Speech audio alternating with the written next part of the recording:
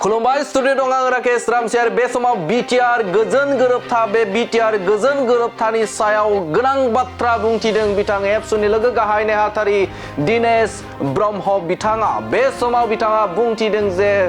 BTR गोजोन गोरोबथानि जे मोनफ्रोमबो दफाखौ मावफुङाब्ला जों जिराया होननानै बाथ्रा बुंथिदों बिथां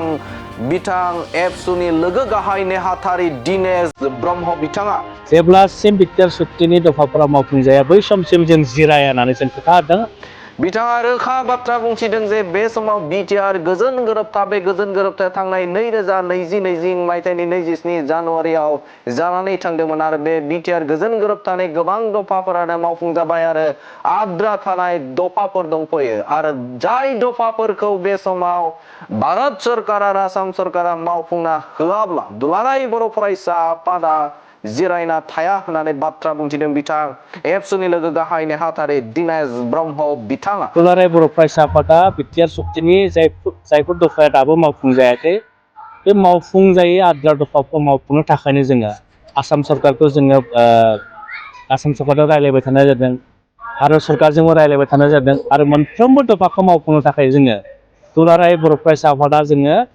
जेब्लासिम बिटिआर सुक्तिनि दफाफोरा मावफुंजाया बै समसिम जों जिराया होननानै जों खोथा होदों। आरो बिथाङा बुंथिदों जे बे समाव दुलाराय बर' फरायसा आफादा बिटिआर गोजोन गोरोबथानि मोनफ्रोमबो दफाखौ मावफुंनो थाखाय आसाम सरकार आरो भारत सरकारनो बा सरकार नारसिननाय हाबाफारिया सोलिबाय थादों आरो बे लेखायै भारत सरकारा फैगौ 2025 मायथाइयाव थामहिनबा 2025 मायथाइयाव बिटिआर गोजोन गोरोबथानि दफाफोरखौ मावफुंजोबगोन होननानै खोथा होदों होननानै बुंथिदों बिथां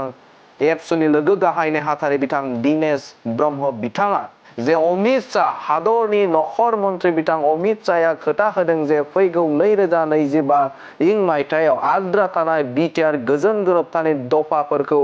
मावफुंजोबगोन थामहिनबा 2025 नि गेजेरावनो मावफुंनो थाखाय आखायाव लादों होननानै बुंथिदों बिथां दिनेश ब्रह्म बिथाङा आरो बिथाङा बुंथिदों जे बे समाव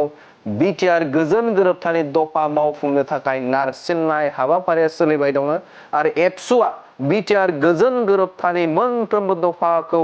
मावफुंजोबागौमानि जों जिरायना थाया होननानै गोनां बाथ्रा बुंथिदों बिथां एबसुनि लोगो गाहाय नेहाथारि दिनेश ब्रह्म बिथाङा। जों बयबो मिथिगौ 2020 मायथाइनि 27 जानुवारियाव जे बर'नि मोनथामथि गोरोबथा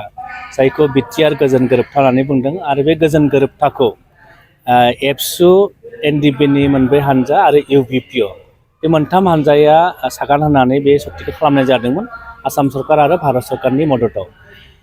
बिटिआर सुक्तिनि माखासे दफाया मावफुंजाबाय आरो माखासे दफाया दाबो मावफुंजानो आद्रा दङ आरो बेखौनो दुलाराय बर' फरायसा आफादनि सागानजों जानाय हिसाबै